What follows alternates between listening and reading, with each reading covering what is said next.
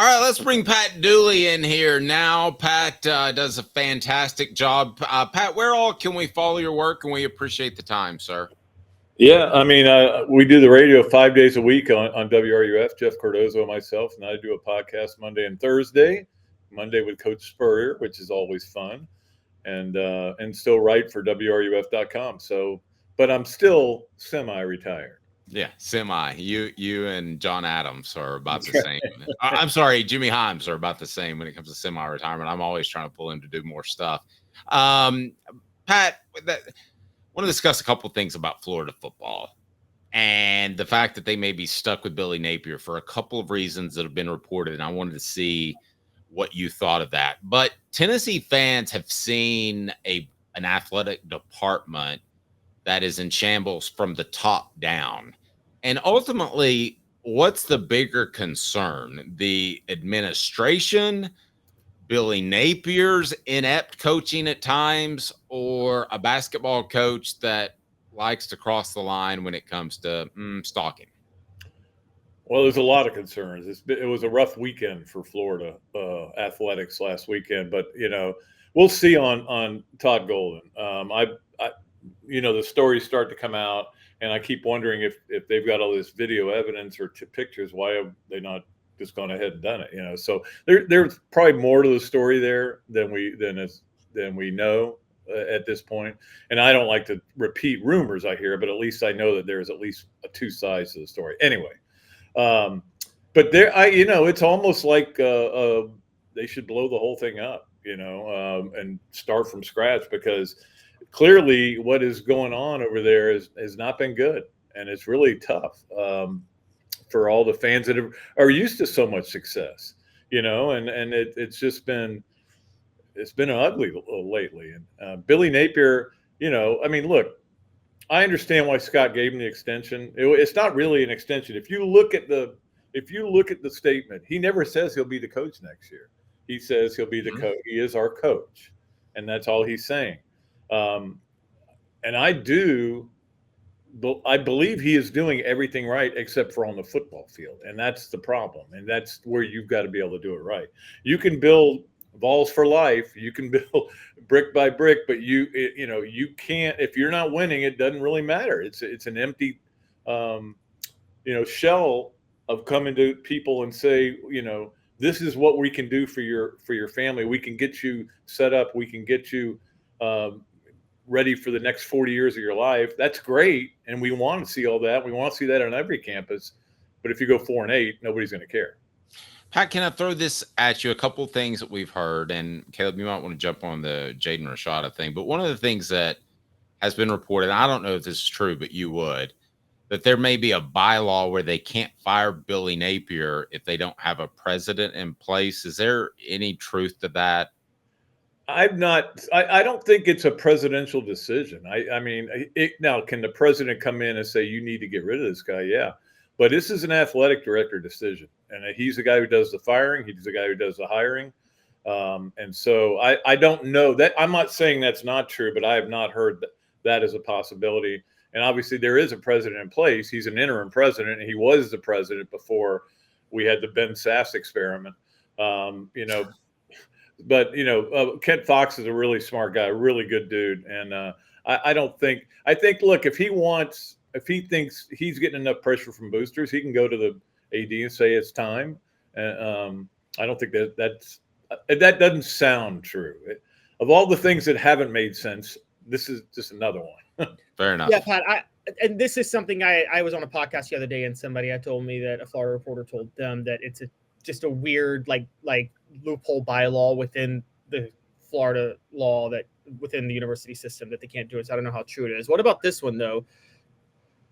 I've heard that there's rumors that they're waiting to see how the Jaden Rashada lawsuit plays out, because if Billy Napier is implicated in it, then they can fire him for cause and not have to pay his buyout. How true is that?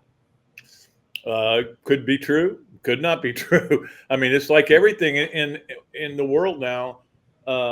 It feels like there's no transparency in college football anymore. There's no NIL transparency. There, some of the rules that we don't even know. We don't even know if you can cheat anymore. I think you can now. I mean, I'm trying to get Teddy Dupay's senior year back, because he got suspended for betting. Now it's perfectly fine. They just honored the 1984 team that won the SEC until Tennessee stole it away from them in Destin. Same with 1990. No, that's not in 1985 and 1990. Both those teams. And 84 too. 84 won it too. But Tennessee didn't win it in 84. They won it. No, in but 85. Tennessee led the charge and in Destin to get the vote to not let Florida have it. They already had the trophy. In fact, the trophy is here somewhere, and they wanted to bring it out when they honored the 84 team for the Kentucky game, and they were told to stand down. They said they don't want to bring the trophy out, because if they do, then everybody knows they have it and they can come get it. So, but that's neither here nor there. We'll see what goes on. Look, these last 3 games I still think are important for what's going on here. In a perfect world, Florida can win 2 of them, go to a bowl game, and and recruiting won't suffer. They can get back going on recruiting, and they already have. They've already gotten some people coming in. That would be the ideal situation. The unideal situation would be you lose all 3. You don't look good in any of them. You still got 12 guys on the field. And once they can get all the stuff in place, they go ahead and pull the trigger. Let me ask you this, Pat. There was a point in which Tennessee fans were openly rooting against some of their coaches, like Butch Jones, like Derek Dooley. Is it to the point where it's so acidic that it's like that? It's like some people actually want their team to lose in order for there to be a coaching and or AD change? Well, I think it's a very, very small minority. Look, they've sold out almost every game. Actually, the one tomorrow is not sold out. There's still a few tickets left. But again, that has a lot to do with LSU not traveling this year. Usually they travel great, but they're not traveling because they're not happy with their coach right now. But yeah, no, they've sold for 3 years. They've sold out almost every game. People are they want it to get exciting. They want it to be fun. They want to win. They understand the pitfalls, and they certainly like Billy Napier as a person. But he's got to win some games. That's the bottom line. I don't think people are rooting for Florida to lose very often. I mean, there may be a few, and I call them the Gidiots, the Gator idiots. Nobody should ever root for their team to lose. That's not your team if you're rooting for them to lose. You're just a bystander. No, I'm rooting for my Titans to lose every game. I want the whole staff fired. I want the top draft pick. I want Will Levis off the team. I think it is in their best interest to lose. Yeah, when it's NFL and you're dealing with people that are getting paid, of course, that's college football now, right? Yeah, but nobody's getting a first-round draft pick if Florida loses to LSU. Go ahead, Caleb. Yeah, so Pat, it's funny you bring that up, because we always hear about all the great off-field things that are done by a coach, and that's how and that's how they win. And we hear that a lot about Billy Napier. And you brought up a point about, you're right, it's just about winning. How much are these off-field things overvalued when a coach loses? They're like, oh, he shouldn't have done that, or he shouldn't have done that, as opposed to they don't really matter. And I guess my example would be, funny enough, you have a podcast with Steve Spurrier, and theoretically, Steve Spurrier broke every off-field rule possible when he was coaching. And I feel like if he didn't win, that would have been used against him, right?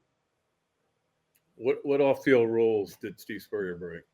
I mean, poking fun at unwritten off-field rules, poking fun at, I'm saying people, had Spurrier not been a winner, people would have said that's why he didn't win, but that's not really why how overrated are those things? Well, I think in the case of Spurrier, it was after he started winning when he started poking. And once he started winning, that gave him an amazing amount of the snowball started rolling down the hill.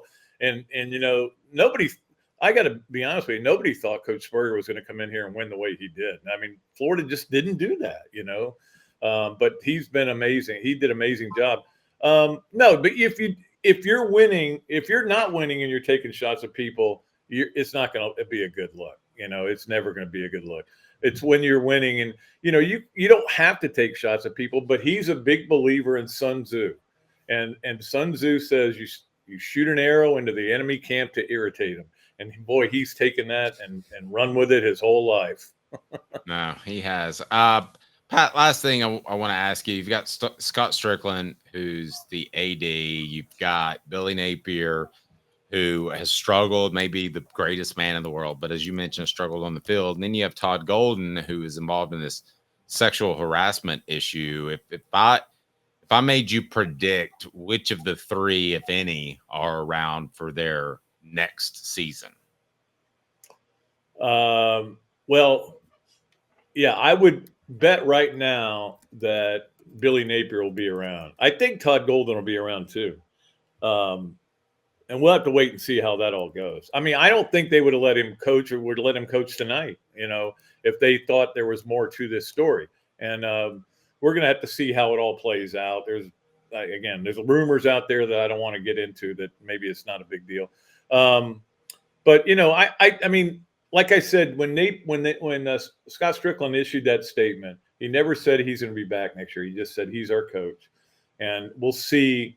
But I think if all he's got to do is show some progress in these last 3 games. Now, that's not going to be easy, especially because Lagway could tweak that hamstring at 5 minutes into the game Saturday, and now you're back to having no chance to win the game. And also because you have a secondary that is totally decimated by injuries.